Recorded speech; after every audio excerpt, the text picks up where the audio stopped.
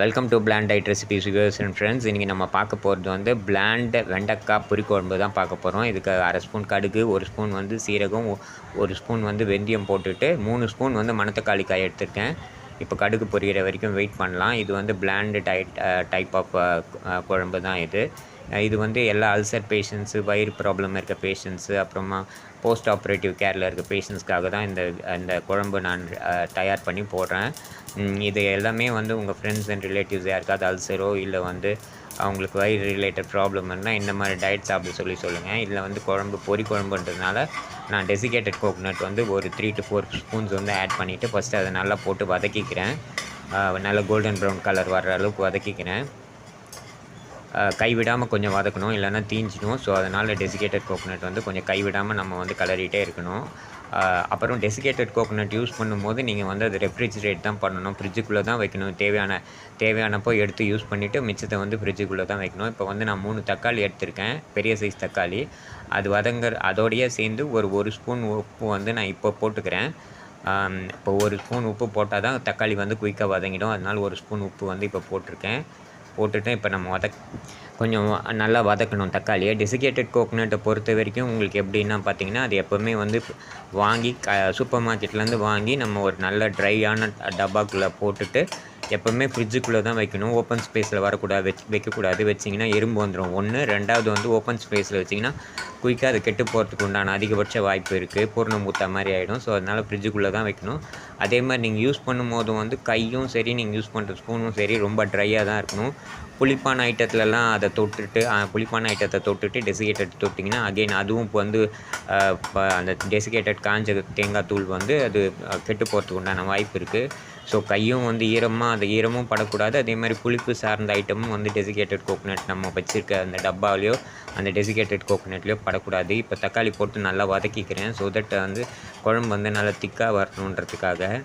இந்த type of வீடியோஸ்லாம் நான் ஏன் போடுறேன்னா, வயிறு ரொம்ப ப்ராப்ளமாக இருக்க பேஷண்ட்ஸ் வந்து ரொம்ப பிளாண்டாக வெறும் ஒரே மாதிரி சாப்பாடு சாப்பிடக்கூடாதுன்றதுனால தான் டிஃப்ரெண்ட்டாக ஏதாவது பண்ணி சாப்பிட்ணுன்ற ஒரே காரணத்துக்காக தான் இந்த வீடியோலாம் போஸ்ட் பண்ணுறேன். ஸோ அந்த மாதிரி அவங்களுக்கு தெரிஞ்ச யாராவது அல்சர் பேஷண்ட்ஸ் இருந்தாங்கன்னா இந்த வீடியோவை அவங்களுக்கு ஷேர் பண்ணுங்கள்.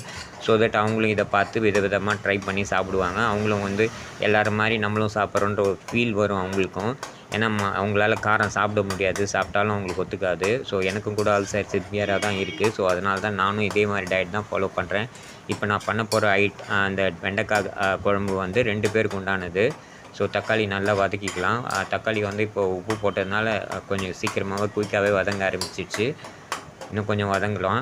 ஒரு 5 to 10 minutes நம்ம வெயிட் பண்ணலாம். மீன்வைல் வந்து நீங்கள் வந்து வெண்டைக்காய் வந்து நல்லா 3 to 4 times நல்லா வாஷ் பண்ணிவிட்டு அதையும் வந்து ரொம்ப பீஸாக கட் பண்ணிக்க வேண்டாம். ஒரு வெண்டைக்காவை 2ஆவோ இல்லை 3ஆவோ கட் பண்ணிக்கோங்க. ஸோ தட் அப்போ தான் உங்களுக்கு வந்து நம்ம அந்த வெண்டைக்காய் கொதிக்க வந்து உங்களுக்கு வெண்டைக்காய் கூழாகாமல் இருக்கும்.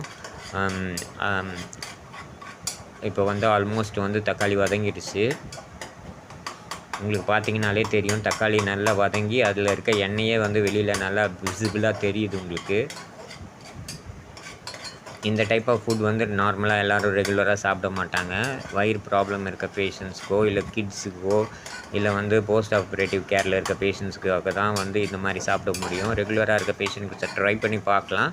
பட் ஆனால் வந்து அந்த காரம் எதுவுமே இருக்காது, காரமோ ஒரு மசாலா எதுவுமே இருக்காது. மீன்வேல் இந்த வீடியோ நான் வாய்ஸ் ஓவர் கொடுக்கும்போது நான் இதை சாப்பிட்டு பார்த்துட்டேன். நல்லா தான் இருக்குது, நல்லா இல்லை, ரொம்ப நல்லா இருக்குது. ஸோ அதனால் வந்து நீங்களும் வந்து ட்ரை பண்ணி பாருங்கள். சப்போஸ் நார்மலாக நீங்கள் செய்கிற மாதிரி இருந்ததுன்னா கடுகு பொரிஞ்சதுக்கப்புறம் சின்ன வெங்காயம் ஒரு 10 போட்டுட்டு அதை வதக்கிட்டு, அப்புறம் ஒரு 5 பல் பூண்டு அதையும் வதக்கிக்கிட்டு, அதுக்கப்புறம் தக்காளியை போட்டு வதக்கிட்டு அந்த காயை போட்டு வேக வச்சு எடுத்துக்கணும். வேக வச்சு எடுத்ததுக்கப்புறமா புளிக்க நல்லா கரைச்சிக்கணும். உங்களுக்கு தேவையான அளவுக்கு புளி ஒரு 3 பட்டை புளியை போட்டு நல்லா கரைச்சிட்டு, அந்த புளியில் வந்து உங்களுக்கு தேவையான அளவுக்கு காரம், மஞ்சத்தூள், உப்பு போட்டு அதை நல்லா அதோட மிக்ஸ் பண்ணிவிட்டு அதை ஆட் பண்ணிவிட்டு செஞ்சிட வேண்டியது தான். இப்போ வந்து நம்ம வெண்டைக்காய் போட்டால் ஹை ஃப்ளேமில் 2 விசில் வச்சு எடுத்துக்கோங்க. ஸோ தட் வந்து வெண்டைக்காய் வந்து நல்லா வெந்துடும். ஸோ வெண்டைக்காய் வந்து 2 விசில் வச்சதுக்கப்புறம் இப்படி தான் இருக்கும். ஸோ நீங்கள் எடுத்து இப்படி ஒரு நல்லா கொஞ்சம் குலுக்கி விட்டிங்கன்னா எல்லாமே 4 பக்கம் நல்லா மிக்ஸ் ஆகி வந்துடும். இதில் வந்து நம்ம புளி கரைசல் இப்போ ஆட் பண்ண வேண்டியது தான். நான் வந்து ஒரு 2.5 பட்டை புளி, அப்புறம் 3 டேபிள் ஸ்பூன் வந்து அரோட்டி மாவு ஆட் பண்ணியிருக்கேன். அப்புறம் அரை ஸ்பூன் வந்து உப்பு ஆட் பண்ணியிருக்கேன். நான் 1.5 ஸ்பூன் அளவுக்கு உப்பு, உங்களுக்கு எவ்வளோ தேவையோ உப்பு அந்தளவுக்கு ஆட் பண்ணிக்கோங்க. நான் 1.5 ஸ்பூன் சொன்னேன்றதுனால 1.5 ஸ்பூனே போட வேண்டாம். உங்களுக்கு எவ்வளோ தேவையோ அந்தளவுக்கு போட்டால் போதும். எனக்கு 1.5 ஸ்பூன் உப்பு தேவை. அதனால் நான் 1.5 ஸ்பூன் உப்பு போட்டிருக்கேன். உப்புலேயும் நல்லா சேர்த்து இது எல்லாத்தையும் ஒன்றா கரைச்சிட்டு இப்போ ஆட் பண்ணியிருக்கேன். ஆட் பண்ணிவிட்டு கருவேப்பிலையும் ஆட் பண்ணியிருக்கேன். ஆட் பண்ணிவிட்டு லைட்டாக கலந்து விடுங்க. அரோட்டி மாவு போட்டிருக்கிறதுனால நல்லா திக்காக வரும். நல்லா வந்து கன்சிஸ்டன்சி வந்து திக்காக இருக்கும். குழம்பு எந்த திக்னஸில் இருக்கோ அதே திக்னஸ்க்கு வந்துடும் அரோட்டி மாவு போடுறதுனால.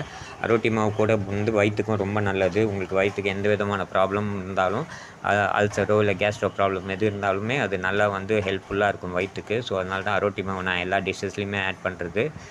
ஸோ வந்து இப்போ வந்து நம்ம அகெயின் வந்து குக்கருக்கு மூடி போட்டு ஒரு விசில் வச்சு எடுத்தால் போதும். 10 நிமிஷம் லோ ஃப்ளேமில் ஒரு விசில் வச்சா போதும். அப்படி விசிலே வரலன்னா கூட 10 நிமிஷம் வச்சு எடுத்துருங்க லோ ஃப்ளேமில், அதுவே போதும். வெண்டைக்காய் குழம்பு வந்து ரெடி ஆகிடும். இவ்வளோ தான் இந்த ப்ரிப்ரேஷன் ஃப்ரெண்ட்ஸ். இது வந்து ரொம்ப சிம்பிள் அண்ட் ஈஸியான ப்ரிப்ரேஷன் தான், ரொம்ப காம்ப்ளிகேட்டட் இல்லை. ஸோ அதனால் கண்டிப்பாக ட்ரை பண்ணி பாருங்கள்.